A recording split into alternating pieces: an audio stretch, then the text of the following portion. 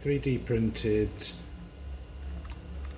Volvo 850 T5 and inline, slotted inline with an SR25 and a 3D, one of my 3D printed chassis. No magnet,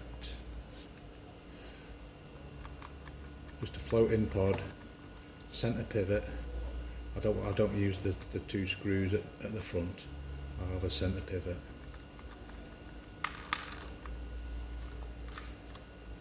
.3D printed driver and navigator. Very basic markings. This one's unsponsored.